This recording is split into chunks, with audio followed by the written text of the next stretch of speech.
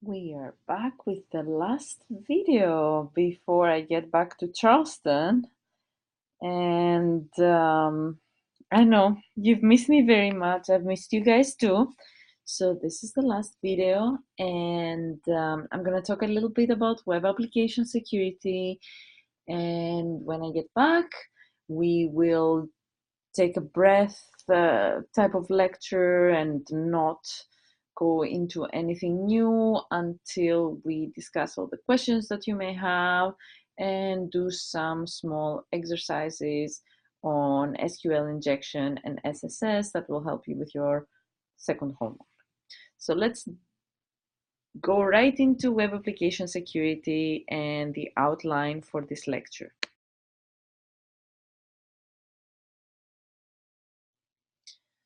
Here's the outline. We will talk about XSRF. Again, we're getting into a little bit of alphabet soup, request forging, and then we'll talk about server-side web applications, a little bit about PHP. I will be giving you some tutorials if you don't know anything about web programming so that you can get a taste a little bit. You're not going to be experts in web programming, but my suggestion is to take a web programming class if you can, or learn a little more, because if you want to be security analysts, this can be a very good career, web application testing and all that. So we will have to do some things with PHP. We have already talked about JavaScript, and then we're going to discuss SQL injection, the number one of OWASP top 10 vulnerabilities, and then we will discuss about cross-site scripting. So all of these for this last video lecture, and let's get to this. Lots of interesting stuff.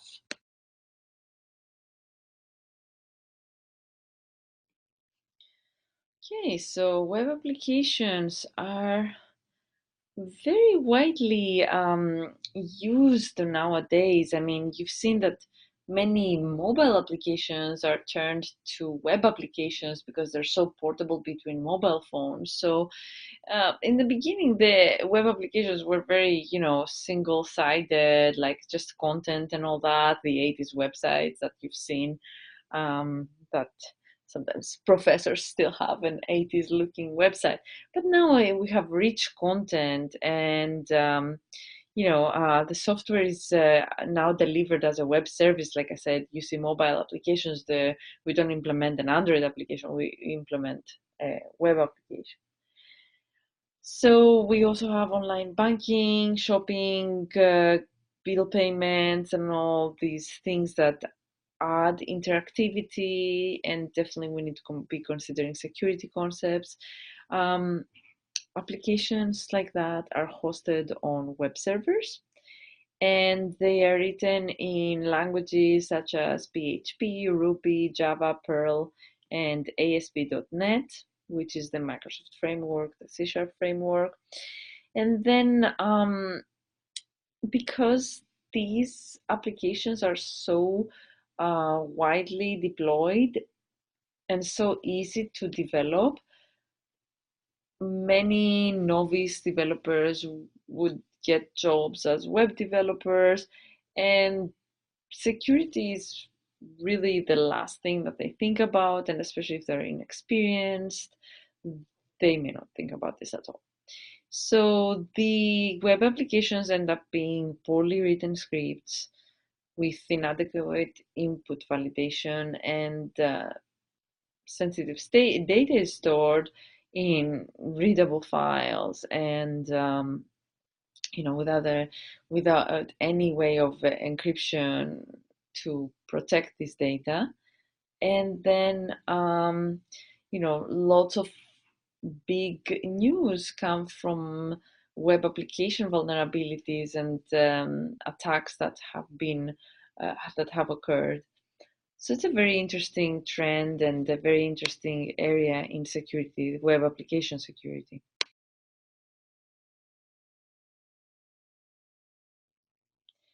I encourage you to Google OWASP top 10. There you will see that number one for multiple years has been SQL injection. And then very close, the rest of the vulnerabilities, such as cross-site request forgery, XSRF or CSRF, and cross-site scripting or CSS. So XSRF has to do with a bad website that forces the user's browser to send a request to a good website. And we will give some details about how exactly this happens in the next slides. SQL injection is the vulnerability where malicious data are sent to a website, is interpreted as code in a query, and that can be run at the website's backend database, and that can be detrimental to the point that it can delete the whole database. And XSS is malicious code injected into entrusted context, such as malicious data presented by an honest website interpreted as code by the user's browser.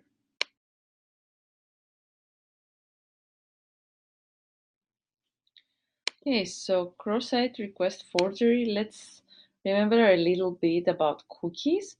So, as you probably remember, cookies are used for authentication to verify that it's us and not somebody else. So, for example, somebody is trying to log in, a cookie is set in the browser, because we have said already the cookies are stored in the client with all the bad implications that this may entail. So the cookie is set with specific properties that point to the specific session. And then we try to get a cookie. We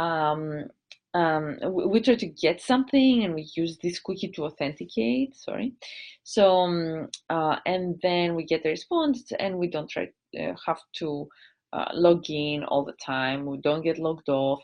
This state is saved, and you have noticed that with Facebook it happens. You don't get logged off, even if you leave a session for a little bit and then get back to it. And same with many other websites like Amazon and so on and so forth. So this is the cookie-based authentication.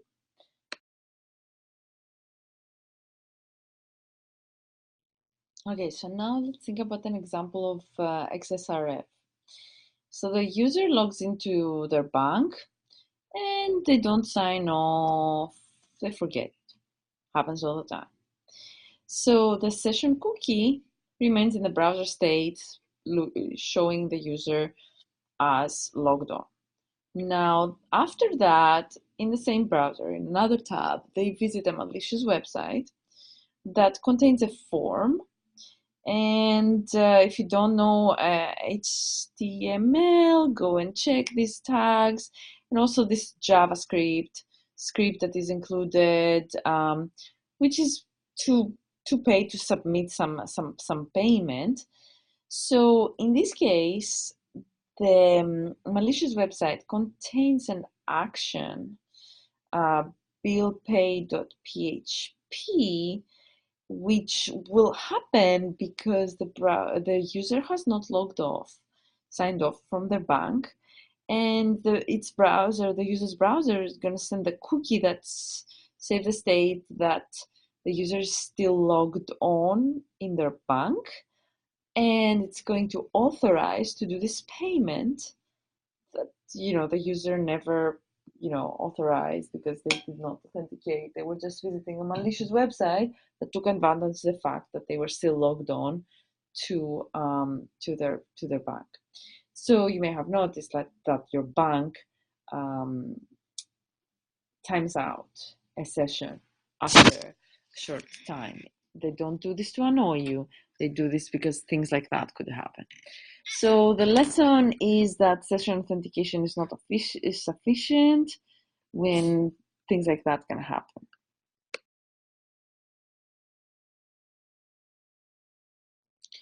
To recap XSRF, a victim could establish a session to a specific server like the bank, and then they may visit another server that is malicious and receive a malicious page that would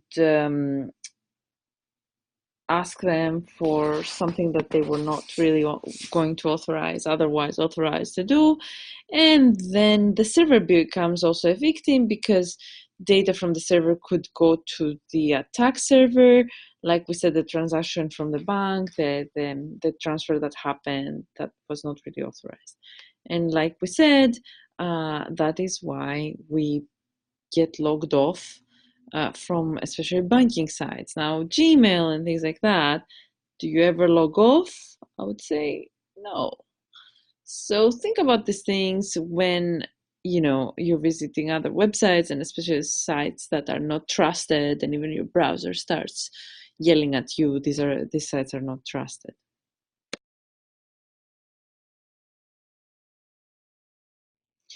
This class is not just about talking about vulnerabilities and attacks, but also about defenses. Definitely consult OWASP when you are coding a web application. It's a great source. This little logo, the little bag over here is the logo of OWASP. So the defenses that are suggested are: one, a secret validation token, so that you share secret with the website that you want to have a transaction with them. And then things like this forgery of using your cookie to validate the session do not happen, because you have a shared secret between legitimate websites that you don't have with adversary ones. The other one is the validation of a referrer. So if a referrer is a page that could refer you to another page, and you can use different validation techniques for that, or there's referrer validation services. And of course, that you could also use a custom HTTP header so that you can avoid, so as an extra authentication token.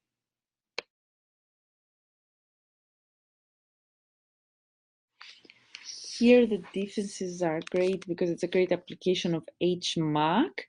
So you want to bind the session ID to the token that you use to authenticate, so that when you visit an evil website, your cookie is not going to be used naively to authenticate you and authorize transactions that you have never authorized.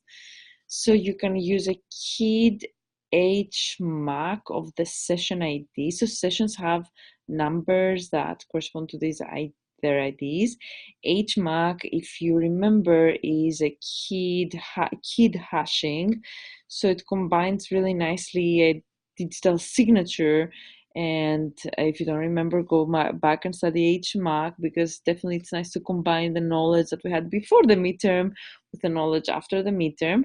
So it's a nice way to sign and get the session ID, and then you make this you make it impossible for this session to be used by a malicious website to authorize actions that you would never otherwise authorize.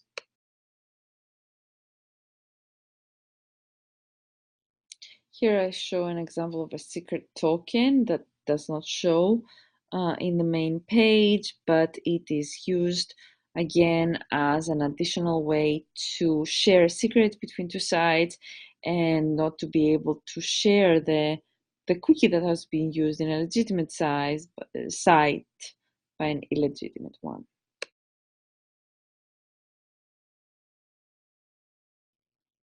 So here the browser is doing the refer validation, and it complains that the second website, evil.com, is asking for a Facebook password, but you should never do that if it's invalid. So this is a mechanism through the browser to have refer validation, And there's lenient and strict refer validation to different flavors, a very nice way of avoiding XSRF.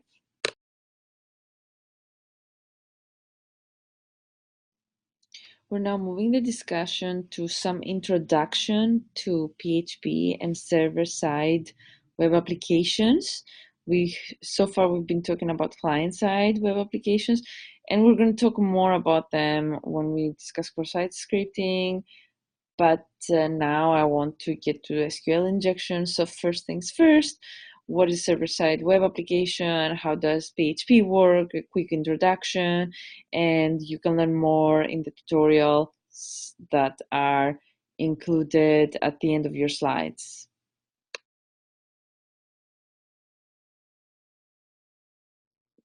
So if you have taken a web programming class, and especially the server-side web application development, you have probably programmed in PHP, which is one of the most well-known languages for this type of application. And then, of course, there's ASP.NET, Ruby on Rails, and so on and so forth.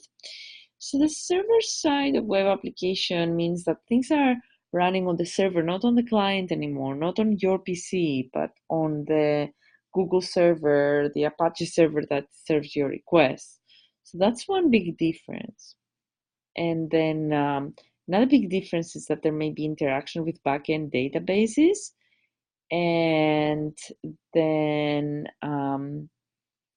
another big difference is that the input is taken from remote users via web server, and then the HTML pages that are generated may be dynamic and adjusting to who is logging in and their profile and all that.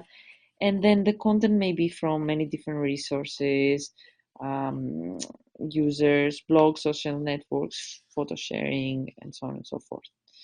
So very rich content when we discuss about server-side web application.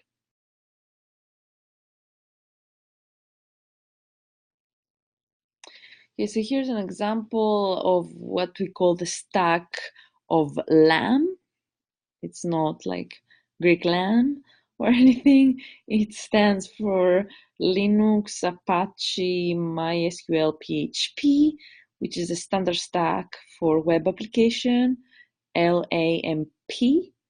And you have here the browser, which is the client side, but all the browser is doing is getting things through the Apache web server, Apache or WebSphere or Oracle web server, or whatever software it's running.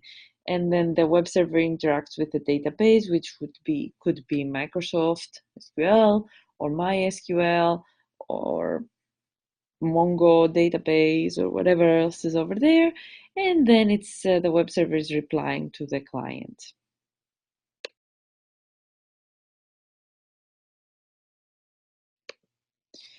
Here's a taste of PHP, which I always love the name of this language because it's recursive. It stands for PHP Hypertext Preprocessor.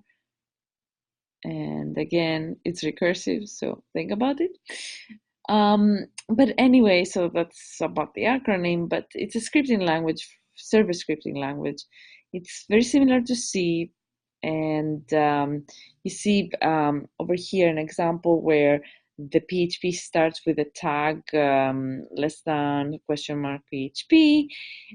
There's variables that start with a $sign. It uses semicolon to mark the end of a line of code. And then there's variables, there's many things that PHP can do. PHP can interact with a database server. PHP can be used to validate passwords or store passwords with the proper hashing function from PHP. And in general, it's one of these languages that is used quite extensively on the web application side, server side programming.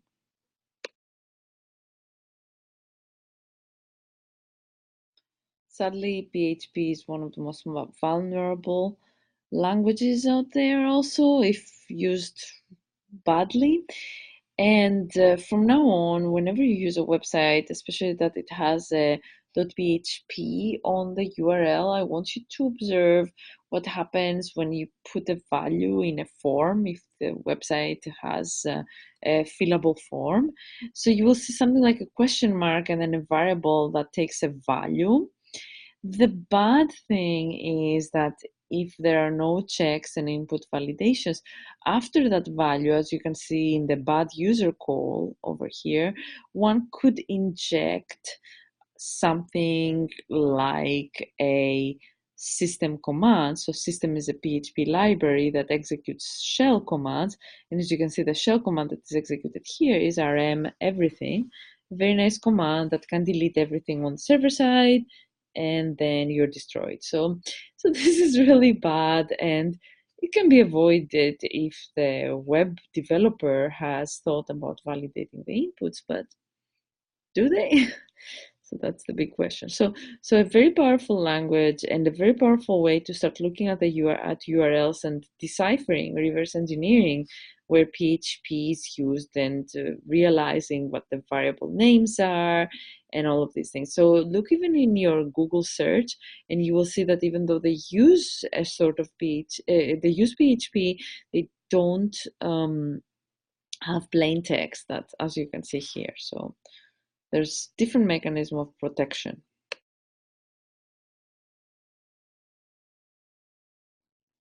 Now, more on the server-side programming languages. SQL, which you probably have heard, even if you haven't taken the databases class, is a query language. It's one of the most well-known query languages for databases. And it's a fairly easy language, kind of like HTML. It's quite verbose, it's quite close to human language and all that. So it's not a very difficult language to pick up, as we're talking about it, even if you haven't taken the databases class, which is a good class, and I strongly recommend that you take it. Again, web programming, databases definitely will make you a more aware security analyst. If you understand those, then you will understand better the vulnerabilities that surround them. So anyway, so SQL can be used for queries, to fetch data, to add data, and to modify data, as you can see over here. And like I said, read these because SQL is not a super difficult language to learn. The difficult thing is to learn how to organize databases properly. And of course, there's different syntax for query languages and different flavors of SQL.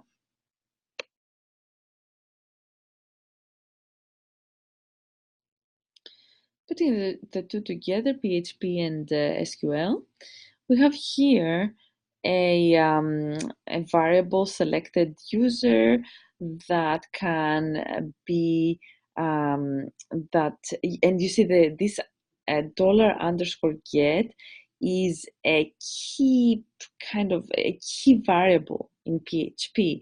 It's what we get through a form. Okay, so this is not a name that you can use. It's a keyword, this dollar underscore get.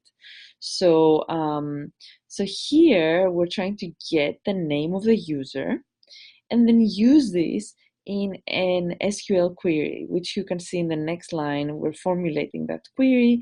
We say select username and key, where the username is the selected user, which we just got from the form. Okay, so you have filled a lot of these forms when you try to log in by using your username. So this is what happens after that. This username is used in a query that has a variable where your username that you type is being entered, and then PHP executes this SQL query on the database, as you can see in the next line. So fairly straightforward to reverse engineer these kind of these languages. So the question here is, what if the user is a malicious string that changes the meaning of the query and starts messing with it? And this is what SQL injection really is. In the place of the user, we could put some special characters like comments and prevent authentication, or put two and another query that could, damage the database or get to retrieve data from the database. So lots of the things can happen. You can just let your imagination run on what, we could put instead of the user, a malicious string that could do things with our database.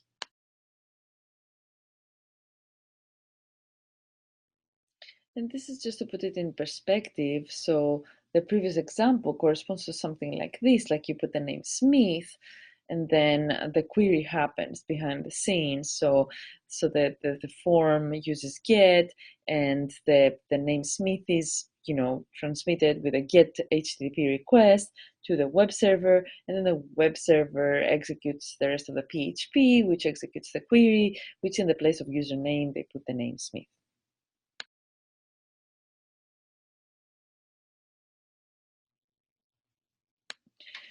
Again, a picture worth 1,000 words. So here we see the sequence of steps. So the browser enters the username and password. This goes to the web server with that get HTTP request. The web server now interacts with the backend database with that query, select password from users, where username is user, and then the results come back to the users from the database to the web server, and the web server will communicate with the user. That's the flow of data in a typical web server application, web application that implicates the server.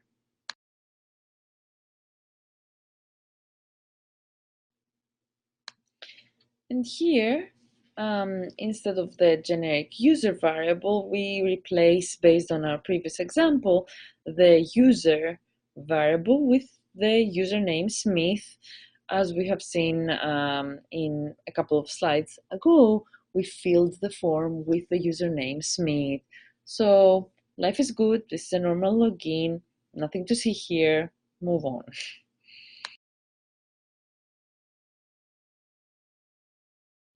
But now here, that's where the magic starts. Who said that one should just type Smith? Let's just try to type something that resembles a SQL query, like quotation mark, semicolon, space, drop, space, table, space, user, semicolon, space, dash, dash. Let's type that in that form and see what will happen.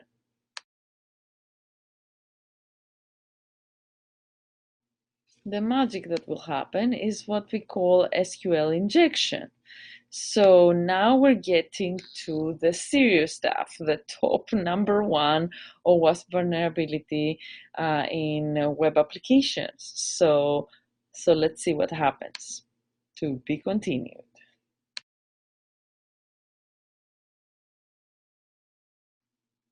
So now the flow of data becomes an SQL injection attack when it would be an otherwise nice user login. So the user enters username and password, they type whatever they wanted. Now the query is run behind the scenes and it says select password from users where your name is quote, quote, so normally the query would open the quote. What the user typed closes the quote. So you need to think that whatever you inject in that form fills the code. The person that does the SQL injection needs to understand that the query starts with an is and then single quote. So I have to close the quote, put a semicolon. So it's just filling code gaps. And then after the semicolon, I can put whatever I want. And because I'm naughty, I'm going to put a drop table user, which if you don't know what this does, it drops all the users table, deletes everything, and then semicolon, dash, dash, everything that after that is, that follows that is a comment. So we just eliminated all the user accounts. And there's your first SQL injection attack.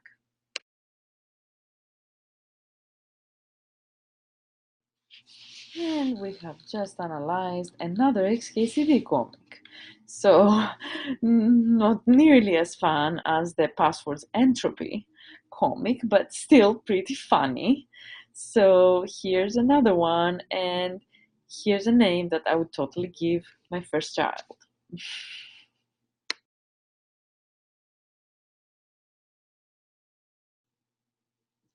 So the basic idea behind the SQL injection is that the attacker will post something malicious to the victim server, and then that query is going to be run, and then the attacker could bypass, and not really bypass, but bypass any logins or receive data from the database.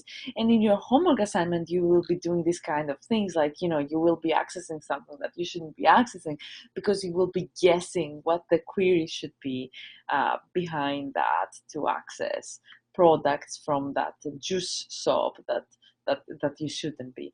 So this is an input validation vulnerability, and it's not like you don't learn this from your first programming classes, that to always validate your input. It's just that they don't tell you that the world is bad and mean, and you should validate them, because there are mean people out there that will try to take advantage of your code. So you have already learned that you have to validate your inputs, and now you put it in a perspective, and you know a little more of why you need to do that.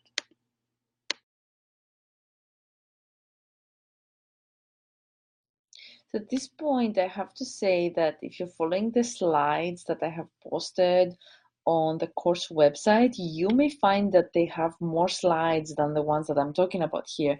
The reason is that I don't want to talk about code nearly as much. So there's a lot of coding slides that I've posted in the full deck that is in the website. So please look at this code, because it's going to help you with your homework, and it's going to help you understand better what is going on with SQL injection. But here I only review the basic examples. Like I said, on Tuesday, we will do a little more practice. We will run a quick lab in class on SQL injection and XSS that will clarify everything and help you with your homework. Now, this slide here shows some more examples of SQL injection. So again, we're closing the quotes. So you see with the red, and then or 1 equals 1. So if you know your booleans, you will know that this is always true, and then dash dash. This is another way of bypassing form data. This one is used in a very standard way, to bypass whatever comes after the username. And what comes after the username? The validation of a password. So if you do this, if you put this in the place of a username, this is always going to be true. And then, so as you can see, the green is the query that is going to be executed, which says that set user found execute. So let's start from user table, where username is blank, so open quote, close quote, or 1 equals 1. So one of these two is always true, the second one. And then everything after that is ignored, which means password validation was just ignored. And now all the records match the query, so the result is not empty, and you have a correct authentication, and you just logged in maybe as the first user of this database, which is probably the administrator, and you just pound a database. Yay to you. So if you try that in, of course, not any website, but the website that you will be running on Docker for your homework assignment or something similar, you may see a lot of revealing things on a vulnerable websites. Do not run queries like that on common websites, because you could get in trouble.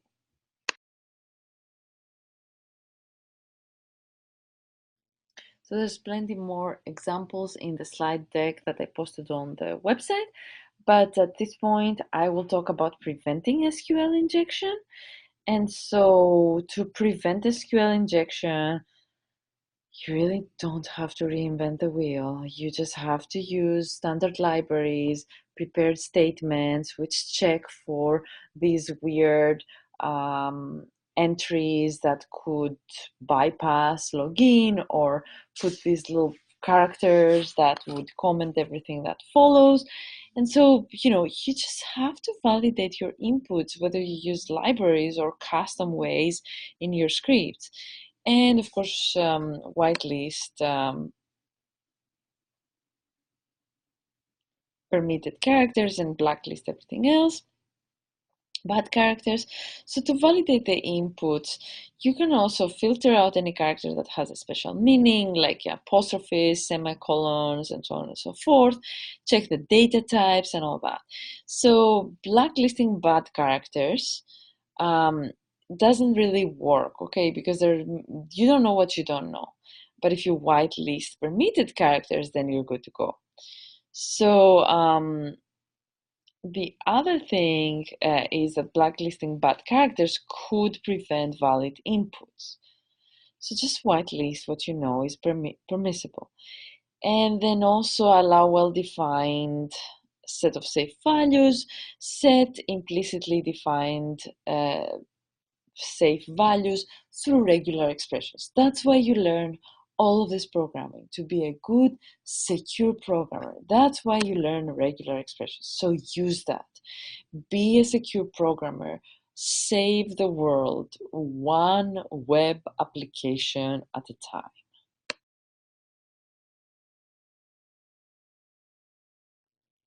Every civilized server-side programming language has prepared statements.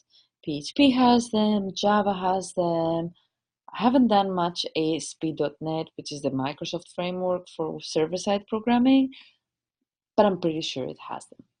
So, like I said, every civilized high-level language has prepared statements, which is really, validating inputs, and then, don't interpret data as code, which happens in most SQL attacks. So prepared statements allow to create static queries and that preserve the structure of an intended query, and they disallow everything else, such as data interpreted as a code. So use prepared statements. Whatever programming language you use to program your server, look for prepared statements for SQL. Java has an API and PHP as well.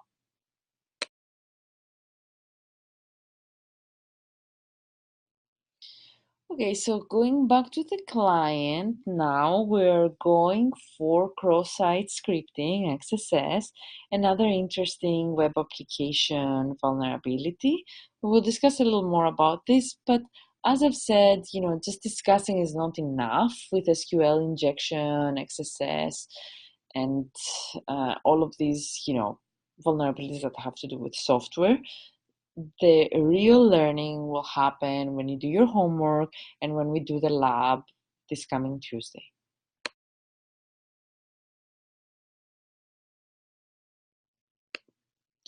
Okay, so what is cross-site scripting? Okay, so let's say you're trying to access, you are this naive, you have accessed a naive.com that sends you a cookie, that creates a cookie, right, for your session. And you see the cookie in this slide that has been established by naive.com. Now you go to access a website page from evil.com, okay? And evil.com sends you something like an iframe, which is a way of injecting something into your browser without you knowing that, which has in the part of a variable, the variable name has a whole JavaScript script that says steal the cookie that was established by naive.com so that I can use it to authenticate myself as the victim. So for this this little script forces the victim's browser to call hello CGI on naive.com with this script as the name. And so here, hello CGI will be executed with the script inside the name variable. The script says Windows open and keep stealing cookies. So this is pure JavaScript cross-site scripting injection. Okay, so force the victim's browser to call a naive website that is not doing validation with a script, and there you performed your cross-site scripting, and then the rest is history.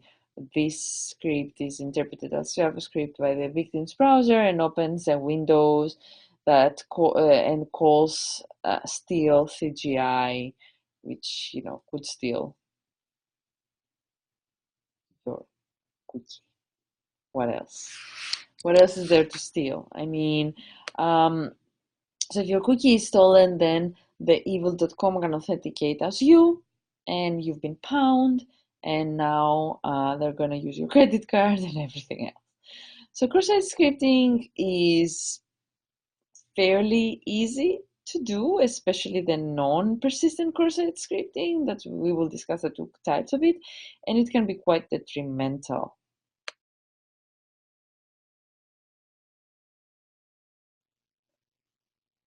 One of the ways to materialize XSS is through phishing. You phish the victim to click on a link that has, in the place of the variable, a whole JavaScript script. Now, this is not persistent, but it can be quite detrimental. So, the script can manipulate the DOM, the document object model that we have discussed when we're talking about browser vulnerabilities, and request sensitive data and steal a lot of important things. This does violate the same origin or the same origin policy, and of course, users are not as sophisticated as a computer scientist to look at the website URL and think, oh, this doesn't look good. It looks like it has some scripting. Now, of course, the phishing URL will not always be as clear, and one may have to reverse engineer it because it may be obscured JavaScript. So there can be obscurity. Keep that in mind for the CTF, that some JavaScript may be obscured so that you don't recognize it.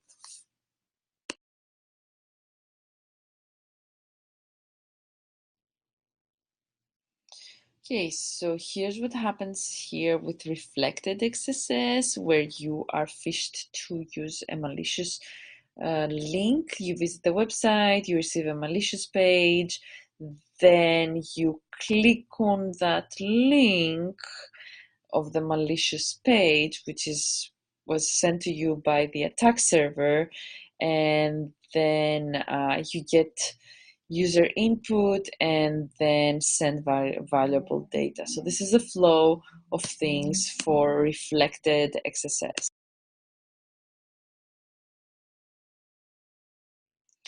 In contrast with reflected XSS, we have stored XSS, which is much more detrimental, okay? Because reflected XSS, you have to phish the victim to click on this malicious link that will have script on the place of a variable, and then it will start, after the flow that we showed before, like after you visit the attack server, then, it will make the server victim to send valuable data eventually to the attack server. The reflected XSS is non-permanent. The stored XSS is permanent, and the way it works is you don't even need to be phished, but the attack server somehow finds a way to inject the malicious script to the victim server.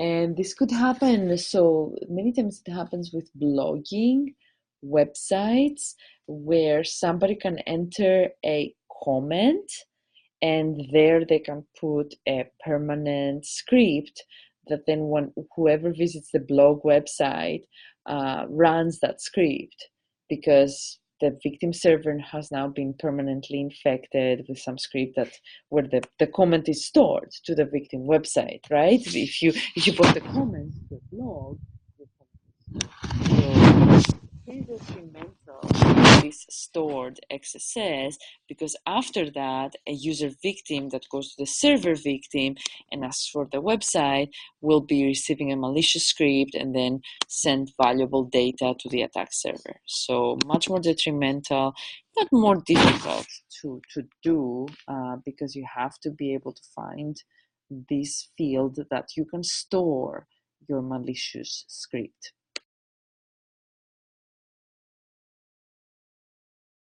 I strongly encourage you to visit this website, xss.com, and to see that every minute a website that has XSS vulnerability is found.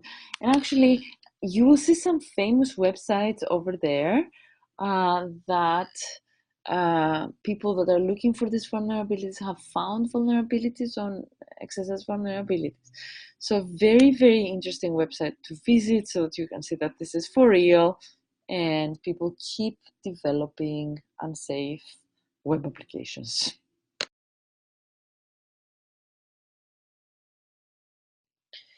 How can we avoid XSS? Again, input validation. You know, the basic things that you learn in your programming classes. Like, you make this WordPress blog and you don't validate what people put in your comments form box, then what's wrong with you, WordPress developers? So, yeah, then you just are making websites that are prone to stored XSS because your comments can store malicious scripts and you never validated the input to those comments. So input validation, very, very, very important. And then there's a lot of opinions that the input validation should be done on the client side, and that's an interesting idea as well. Traditionally, input validation is done at the server, but it adds some delay.